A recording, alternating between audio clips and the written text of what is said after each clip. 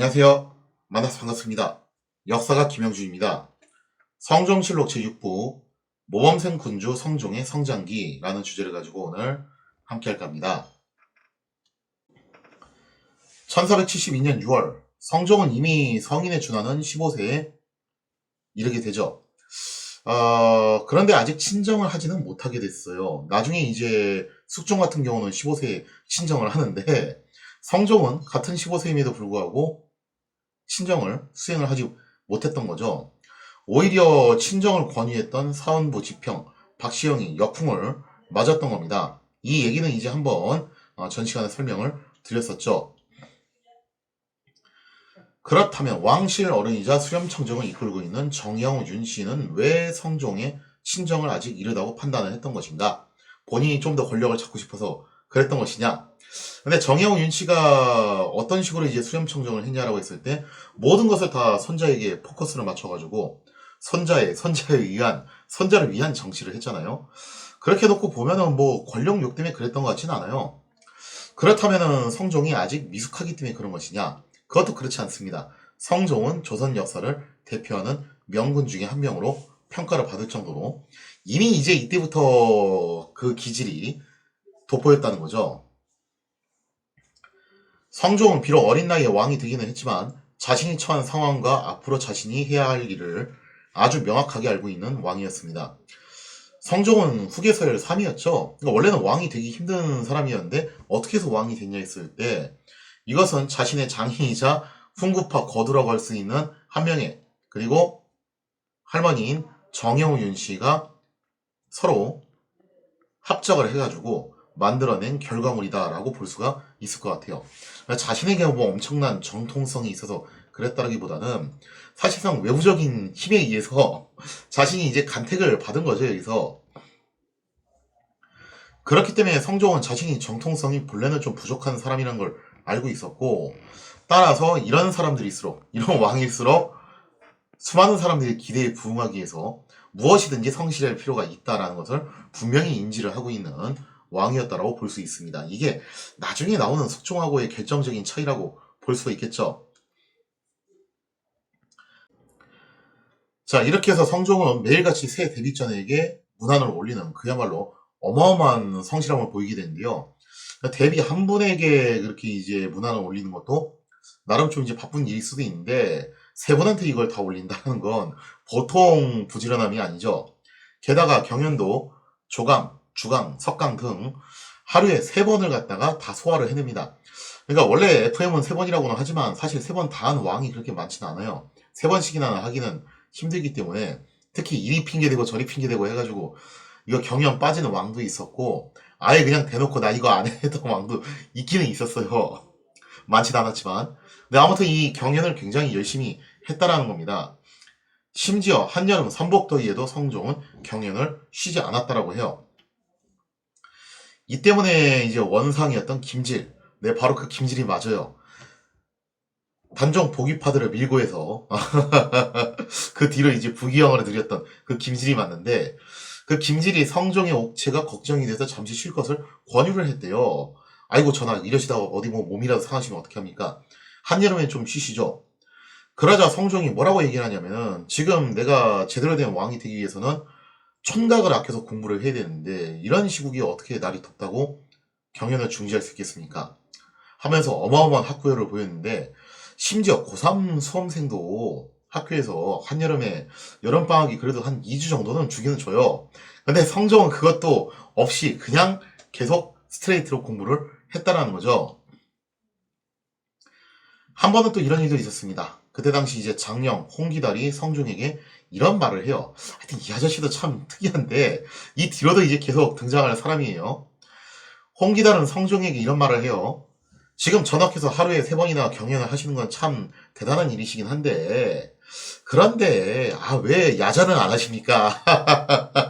요즘으로 시작은 이제 그런 얘기를 한 거죠. 야대를 하지 않음을 지적하는 꽤나 무리한 권유를 했다라는 거죠. 이것까지 하셔야 됩니다. 당연히 이제 다른 신하들은 난색을 펴요. 야 이거 좀 너무 심하지 않냐? 그리고 성종도 난색을 펴올 법도 한데 성종이 그러질 않고서 기꺼이 그 제안을 받아들입니다. 좋소. 그럼 오늘부터 야자합시다. 자, 그래서 성종은 하루에 4회 강연을 하는 사실상 21세기 수험생들과 비슷한 삶을 계속 보내게 되었다는 거죠. 물론 성종이 이처럼 경연의 목을 맨 데는 좀 전에 설명드린 대로 본인의 정통성 자체가 좀 부족하다라는 점 때문이었을 거예요. 즉 경연에 열심히 참여함으로써 자신이 모험적인 도학군주다. 내가 이렇게 열심히 성실하게 임하는 도학 정치를 실행할 수 있는 그런 군주다라는 것을 어필을 하는 거죠. 그렇게 함으로써 부족한 정통성을 보강을 한다. 뭐 그런 이제 메시지 전달 그런 기능도 있다라고 볼 수 있겠습니다. 하지만 이것을 단순히 정치적인 퍼포먼스라고만 볼 수는 없는 게 보통 일은 아니거든요. 그래도 이거를 소화할 수 있다는 것은 성종이 남다른 인내심의 소유자였다라는 점, 그리고 또 실제로 학문 자체를 좋아했기 때문에 가능한 겁니다. 나중에 영조도 비슷한 행동을 하고 정조도 비슷하게 하거든요. 그러니까 이거는 그만큼 학문을 좋아해야지 가능한 일이기도 하다는 거예요. 아들내미는 왜 그런지 모르겠는데 하여튼 간에 그래서 이제 학문 자체도 세종이나 문종 못지않게 상당히 좋아하는 그야말로 이제 호학 군주였기 때문에 가능한 일이었다는 거죠. 게다가 성종은 단순히 공부만 열심히 했던 것이 아니라 군주로서의 자각도 분명히 갖고 있는 인물이었습니다. 이런 일이 있었어요. 성종의 유모였던 백시. 이 성종의 유모가 성종에게 사적인 청탁을 한 적이 있습니다. 자기가 아는 사람을 좀 이제 관직에 올려달라라고 그렇게 청탁을 한번 한 적이 있었던 거죠. 유모 백씨는 성종이 굉장히 아끼고 우대하는 여인이었어요. 그러니 뭐 그녀의 청탁을 뭐 들어줄 법도 했죠. 하지만 성종은 유모 백씨의 청탁을 이런지하에 거절을 했을 뿐만 아니라 굉장히 크게 화를 냈대요. 관직이라는 것은 능력이 있는 사람에게 주는 것이지 그렇게 사적으로 하는 소유물이냐? 다시는 이런 거 하지 마라. 한 번 더 이랬다가는 그땐 정말 가만히 있지 않겠다. 그러면서 굉장히 크게 야단을 쳤다라는 일화가 있죠. 자, 그리고 또 한 번은 이런 일도 있었습니다. 제가 볼 땐 이 사건이 조금 더 중요한 사건인 것 같은데 김숙손이라는 인물이 있었는데 이 사람이 신창 현감으로 발령이 났습니다. 그가 이제 떠나기 전에 성종을 아련을 하게 됐던 거죠. 문제는 이 김숙손이 무과 출신이에요. 그러다 보니까 이제 행정 처리는 아무래도 미숙할 수밖에 없겠죠. 그래서 성종이 좀 그거를 걱정을 했던 것 같아요. 자, 그래서 마지막 점검 차원에서 성종이 이 김숙손에게 일종의 테스트를 해본 겁니다. 자, 현감으로 내려가기 전에 마지막으로 내가 하나 물어보겠다. 수령칠사가 뭔지 한번 얘기해봐라. 한 거죠. 자, 근데 사실 아마 성종은 수령칠사는 당연히 김숙손이 알고 있을 거라고 생각을 했을 것이고 아마 그 다음번으로 이제 이거 어떻게 구체적으로 할 거냐 그 방안을 한번 얘기해봐라 이런 질문까지 하고 싶었던 것 같은데 뜻밖에도 여기서부터 막혀버려요. 1단계에서 막히게 되는데 이 수령칠사에 대한 구체적인 내용은 이렇습니다. 첫째, 농업을 장려할 것. 아무래도 이제 농업 중심의 국가니까 당연한 거죠. 둘째, 인구를 증가시킬 것. 이때 당시에도 인구가 국력의 상징이었기 때문에 역시 중요하죠. 셋째, 학문을 장려할 것. 넷째, 군정을 바로할 것. 다섯째, 부역을 고르게 할 것. 여섯째, 성사를 명쾌하게 할 것. 그러니까 사법권도 갖고 있으니까 가서 재판도 잘 처리를 해야 돼요. 이 재판 처리라는 게 참 그렇죠. 빨리 끝내야 되는데 공정하게 또 끝내야 됩니다. 이 두 가지 조건을 다 충족을 시켜야 되는데 이 두 가지가 상극이죠. 공정하게 하려면 시간이 걸리고 그리고 시간이 걸리면 또 이제 그 송사 받는 사람들 정말 피곤하잖아요. 그죠? 그럼 빨리 끝낸다는 조건이 충족이 안 되고 이 두 가지 같이 한다는 게 보통 일이 아니에요. 일곱째는 간사한 무리를 없앨 것. 이런 것들이 이제 수령칠사의 핵심입니다. 뭐 간사한 무리를 없앤다는 것은 뭔가 풍속을 이제 잘 규정을 한다. 그런 의미가 되겠죠. 물론 이것은 수령들이 반드시 숙지를 해야 되고 여기서 끝내는 게 아니라 구체적인 방향까지 다 생각을 하고 가야 되는 거예요. 그런데 김숙손이 무관 출신이라 이런 것을 숙지하는 걸 좀 등한시했던 것 같습니다. 그래서 수령칠사에 대해서 답변을 제대로 못하자 성종이 굉장히 크게 화를 내게 되었다는 거죠. 자, 당시 상황을 한번 살펴보면 사료에 이렇게 써 있습니다. 신창, 현감, 김숙손이 하직하니 임금이 인견하고 묻기를 칠사를 물었으나 김숙손이 대답하지 못하고 머리를 숙인 채 자리만 긁으니 옛날이나 지금이나 하여튼 사람들이 이제 궁지에 몰리면 저런 행동들을 좀 하긴 하나 봐요. 임금이 말하기를 비록 칠사를 안다 하더라도 오히려 백성을 다스릴 수가 없는데, 그러니까 안다고 해도 구체적인 방략이 없으면 쉬운 일이 아닌데, 더군다나 알지 못함이야. 개차하게 하라. 당장 저거 교체해.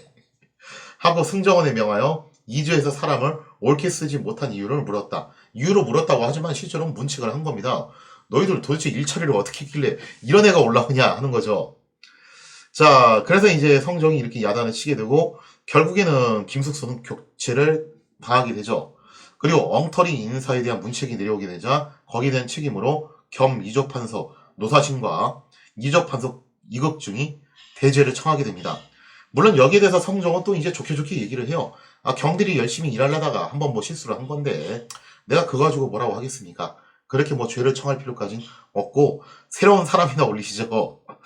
그래서 뭐 이제 이런 걸 통해서 성종이 굉장히 딱 부러지게 일처리를 했다라는 것을 알 수가 있습니다. 참고로 이때가 15세 무렵이었어요. 이런 점들을 놓고 봤을 때 성종은 군주로서 갖춰야 할 요소들을 일찌감치 달성을 했다라고 볼 수가 있겠습니다. 그리고 이미 15세 무렵이 되면은 좀 전의 사례들을 통해서 알 수 있다시피 이미 어느 정도 국정을 처리를 하고 있는 그런 상황이었어요. 그럼 이제 수렴청정을 끝내고 친정으로 바로 넘어가도 될 것 같기도 한데, 근데 이상하게도 이 친정이 쉽사리 허용되지는 않았다는 거죠. 여기에 대해서는 나름대로의 사연이 하나 있었다고 볼 수 있겠는데요. 어떤 사연이었냐? 성종의 왕비이자 한 명의 딸인 공양호 한씨가 1474년 4월에 자식도 남기지 못한 채 20세를 못 넘기고 세상을 뜨게 됩니다. 그러니까 뭐 이제 이거보다 15세보다는 좀 더 먹고서 16, 17쯤 넘어갈 무렵이었는데요. 요때 이제 세상을 뜨게 되는데, 이로써 한 명의 두 딸은 모두 왕비가 되는 영예를 누리긴 했죠. 하지만 공교롭게도 두 딸 모두 20세를 못 넘긴 채 그것도 후사를 남기지 못한 채 요절을 하게 됩니다. 어떻게 보면 이런 거 놓고 보면 정말 한 명이가 딸복이 있는 건지 없는 건지 좀 애매하기는 해요. 이 때문에 한 명이는 예종의 장인이자 성종의 장인이라는 엄청난 타이틀에도 불구하고 그 프리미엄을 제대로 누리지를 못해요. 그리고 성종하고의 관계도 이거 딸들이 다 반명하는 바람에 입지가 좀 애매해져 버렸다는 거죠. 그래서 지금 한 명이는 말이 좋아서 성종의 장인이지 사실상 이제 별 볼 일 없는 관계가 되어버렸습니다. 이거하고 조금 유사한 사례가 서양에서 보면은 이제 로마 시대 때 카이사르하고 폼페이우스 관계가 좀 나중에 이렇게 되기는 하죠. 아무래도 이제 이런 시국이다 보니까 수렴청정을 맡고 있던 정의왕후는 성종에게 친정을 맡기기가 부담스러웠던 것 같아요. 15세 때는 확실히 좀 아직은 나이가 어리지 않을까라는 우려를 했던 것 같고 16, 17세쯤 무렵에 가서는 이런 일들이 이제 발생을 하다 보니까 좀 뭔가 정치적인 부담을 느꼈던 것 같습니다. 여기서 이제 느꼈던 정치적 부담이 도대체 무엇이냐? 한번 보세요. 하필이면 한 명의 위세가 한풀 꺾이려는 시점입니다. 근데 그런 시점에 성종이 친정을 한다라고 나서게 된다면은 한 명에는 뭐라고 오해할 수가 있냐면은 어라 이것 봐라. 내 딸이 죽자마자 바로 친정을 한다고 하시네. 그 얘기는 나를 밀어내려는 거 아니냐. 이런 오해를 할 수가 있다는 거죠.